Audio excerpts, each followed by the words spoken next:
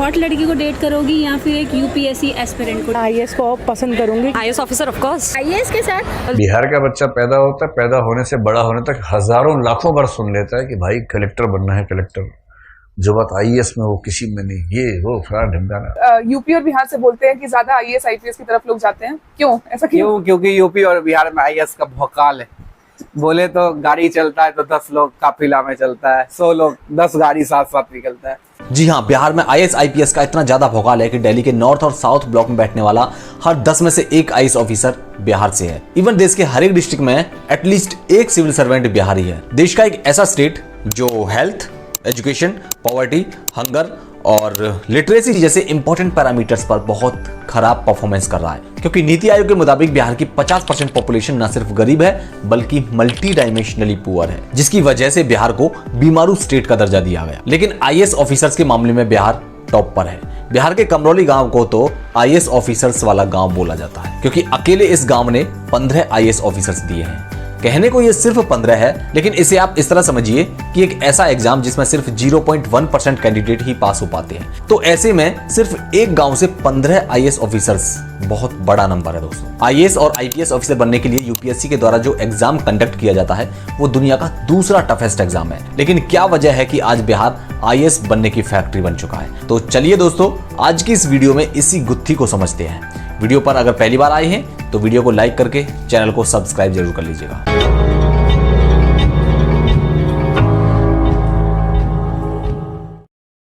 दोस्तों, एक टाइम पर बिहार देश का सबसे अमीर राज्य हुआ करता था, लेकिन अंग्रेजों ने अपने फायदे के लिए यहां पर अफीम की खेती शुरू की और यह अफीम की खेती अंग्रेजों के द्वारा जबरदस्ती करवाई जाती थी, जिससे लोगों को तो कोई फायदा नहीं हुआ, लेकिन अंग्रेज इससे मालामाल हो गए। 1857 की महान क्रांति के बाद अंग्रेजों ने यहां पर एक फैक्ट्री तक नहीं लगाई, क्योंकि 1857 की क्रांति से सबसे ज्यादा नुकसान अंग्रेजों को बिहार और यूपी के इलाके में ही हुआ था, जिसका बदला वो लेना चाहते थे। फैक्ट्री नहीं लगने और इन्वेस्टमेंट नहीं होने की वजह से बिहार में लोगों के पास प्राइवेट जॉब्स की अपॉर्चुनिटी नहीं रही और खेती को अंग्रेजों ने फायदेमंद नहीं रहने दिया। बिहार जो एक टाइम पर देश का सबसे अमीर राज्य हुआ करता था, देश को आजादी मिलते मिलते यह देश का सबसे गरीब राज्य बन गए और प्राइवेट जॉब्स ना होने की वजह से अब लोगों के पास सिर्फ एक ही ऑप्शन बचा था, गवर्नमेंट जॉब्स की ओर देखना। गवर्नमेंट जॉब्स का क्रेज बिहार में इतना ज्यादा था कि आप इसे इस तरह भी समझ सकते हैं कि जब देश के पहले राष्ट्रपति श्री राजेंद्र प्रसाद ने अपने घर तार भेजा और उसमें लिखा कि मैं राष्ट्रपति बन गया हूं, तो जवाब में उनकी बीवी ने लिखा कि वो छोड़ो, ये बताओ आप दरोगा कब बनोगे। बेटा कह रहे बापूजी मैं आईपीएस बन गया हूँ। क्या होता है? मैं बन गया हूँ एसपी। अरे यार, दरोगा बनते ना तब मजा आता।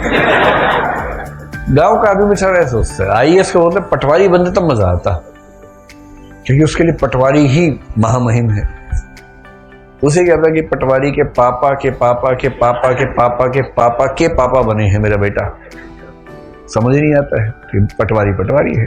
तो आप समझ सकते हो कि उस टाइम पर वहां पर दरोगा ही माई बाप हुआ करता था, क्योंकि गांव देहात में किसी भी काम को लेकर दरोगा ही लोगों के पास जाता था और दरोगा मानो उनके लिए भगवान हुआ करता था। ठीक वैसे ही जैसे आज एक आईएएस ऑफिसर का दबदबा होता है, दरोगा अपने डंडे के दम पर लोगों के ऊपर एक तरह से अपनी हुकूमत चलाता था। सवाल हम करेंगे, तुम जवाब देगा। बस दरोगा मंगीराव है नाम हमारा। अरे 2 मिनट में कायदा कानून घुसेड़ देंगे, समझा कि नहीं? दरोगा का पावर मालूम है ना, 1 मिनट में अंदर कर देंगे। अरे सड़ जाओगे बिना चारज के।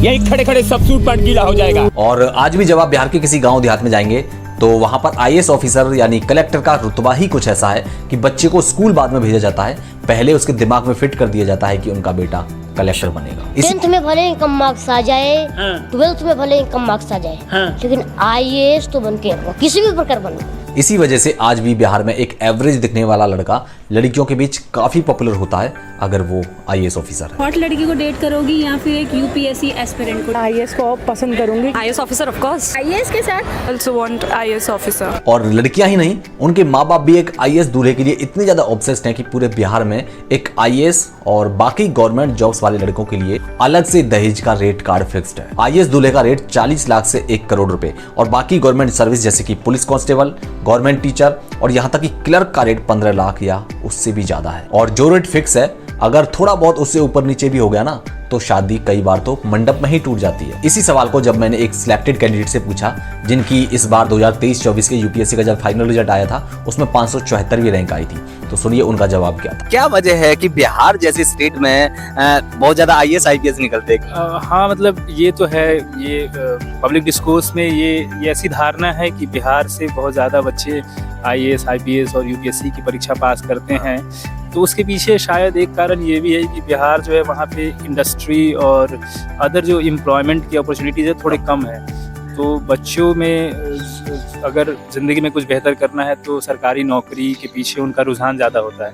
तो ये एक फैक्टर है और थोड़ा सा ट्रेडिशनल और कल्चरल फैक्टर भी है, क्योंकि एक लड़का या लड़की अपने जीवन में जो कुछ भी डिसीजन लेता है वो आस पड़ोस की चीज़ों को देख के करता है। तो जैसे गुजरात के लोग हैं या जो अदर इंडस्ट्रियल स्टेट्स हैं इंडिया के, वहाँ पे एंटरप्रेन्योरशिप और अदर जो कैरियर ऑप्शंस हैं उस पे ज़्यादा लोगों का रुझान होता है, क्योंकि उसकी अपॉर्चुनिटीज़ वहाँ है। क्योंकि बिहार में ये सारी अपॉर्चुनिटीज़ थोड़ी सीमित है, तो बच्चे और बच्चियाँ इन्हीं चीज़ों की तरफ उनका रुझान होता है। तो ये सब भी एक फैक्टर है। उसी तरह देखिए, जब एक आईएएस एस्पिरेंट से ये पूछा गया तो उसका जवाब क्या था पता है? कि बिहार में आईएएस का भौकाल है। जब एक आईएएस ऑफिसर का काफिला निकलता है तो उसका रुतबा अलग ही होता है। एक पॉलिटिशियन को वहां पर उतना भाव नहीं मिलता जितना एक आईएएस ऑफिसर को मिलता है। यूपी और बिहार से बोलते हैं कि ज्यादा आईएएस आईपीएस की तरफ लोग जाते हैं, क्यों ऐसा क्यों? क्योंकि यूपी और बिहार में आईएएस का भौकाल है। बोले तो गाड़ी चलता है तो 10 लोग काफिला में चलता है, 100 लोग 10 गाड़ी साथ साथ निकलता है। तो लोगों को लगता है कि आईएएस से बड़ा कुछ है ही नहीं, इसीलिए सब लोग इसी के पीछे भागते हैं। तो ये मतलब वीआईपी कल्चर तो वैसे कम हो रहा है ना, लोग बोल रहे हैं। तो अभी भी इतना क्रेज नहीं, बिहार में अभी भी बहुत क्रेज है। बिहार में इतना नेता लोग के नहीं चलता है, पॉलिटिशियन का नहीं चलता है जितना आईएएस लोग का चलता है। अच्छा, अभी जी हाँ, यही सच्चाई है। हम जहाँ रहते हैं वहाँ का परिवेश हमारे सपनों की दिशा देने में एक बहुत बड़ा रोल प्ले करता है। बिहार और यूपी जैसे राज्यों में एक बच्चा पैदा होने से बड़े होने तक हजारों बार सुन लेता है कि भाई कलेक्टर बनना है। दूसरा ये कि ये बच्चे अपने चारों तरफ देखते हैं कि एक आईएएस ऑफिसर ही है जिसे हीरो की तरह प्रोजेक्ट किया जा रहा है, तो बड़ा होकर वे भी आईएएस ऑफिसर ही बनना चाहते हैं। आप क्लास 10th और 12th के टॉपर्स का इंटरव्यू उठाकर देख लीजिए, सभी आईएएस ऑफिसर ही बनना चाहते हैं। बचपन से ही पूरे बिहार में आईएएस ऑफिसर बच्चों के चाइल्डहुड हीरो होते हैं और बड़े होकर वे भी आईएएस ऑफिसर बनने के सपने देखने लग जाते हैं। एक और रीजन जो बिहार के लोगों को लगता है कि उन्हें आईएएस ऑफिसर ही बनना चाहिए, वो है पावर का नशा। बिहार के एक सीनियर ब्यूरोक्रेट का कहना है कि बिहार में कहीं ना कहीं आज भी फ्यूडल माइंडसेट बना हुआ है, यानी एक सामंतवादी सोच जिसे वो अंग्रेजों के टाइम से और आजादी के बाद भी झेलते आए हैं। इसी फ्यूडल माइंडसेट को अंग्रेजों ने जमींदारी सिस्टम के साथ मिलाकर इसे और भी ज्यादा स्ट्रॉन्ग कर दिया। इसी जमींदारी सिस्टम की वजह से वहां पर क्लास डिवाइड क्रिएट हुआ, जो समय के साथ और भी ज्यादा बढ़ता चला गया। जो लोअर क्लास और गरीब तबके के लोग थे उनके साथ बहुत ज्यादा अत्याचार और डिस्क्रिमिनेशन होने लगा। कास्ट डिस्क्रिमिनेशन इतना ज्यादा है कि पिछले 4 साल में दलितों के against 1.3 lakh criminal case report किए गए हैं। तो इन लोगों को लगता है कि वो अपनी कास्ट तो नहीं बदल सकते,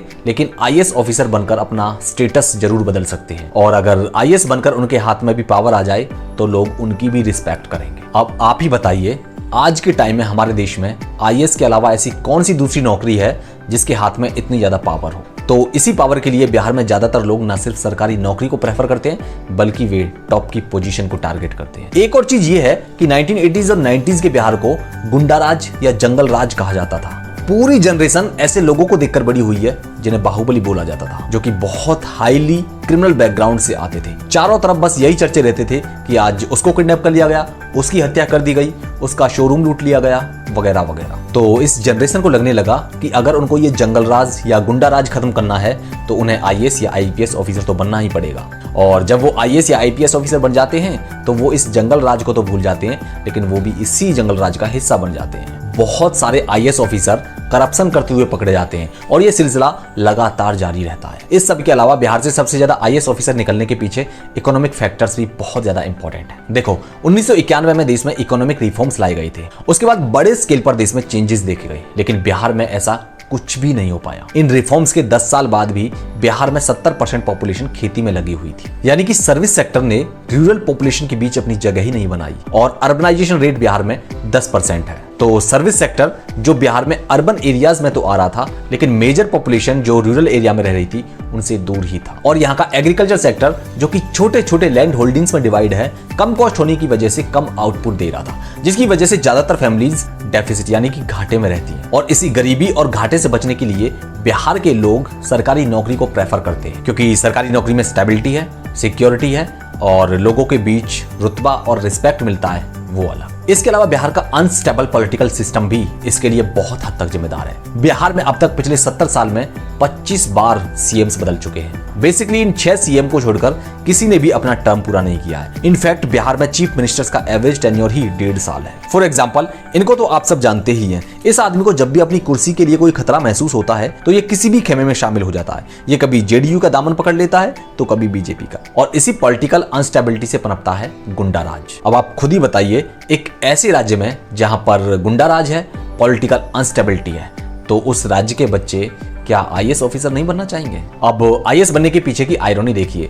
बिहार की 40% आबादी गरीबी रेखा से नीचे है। लोग या तो अपनी जमीन बेचकर या फिर अपनी जमीन गिरवी रखकर अपने बच्चे को यूपीएससी की तैयारी करवाने के लिए दिल्ली भेजते हैं, क्योंकि दिल्ली में यूपीएससी की प्रिपरेशन करवाने वाली कोचिंगों की फीस 2.5 से 3 लाख रुपए है। अब एक गरीब आदमी जिसके पास अपने खुद के रिसोर्सेज नहीं है, वो इस कोचिंग की फीस कहां से भरेगा? तो ऐसे में उनके पास केवल एक ही रास्ता बचता है, या तो वो अपनी जमीन बेचें या अपनी जमीन गिरवी रखकर पैसे का इंतजाम करें।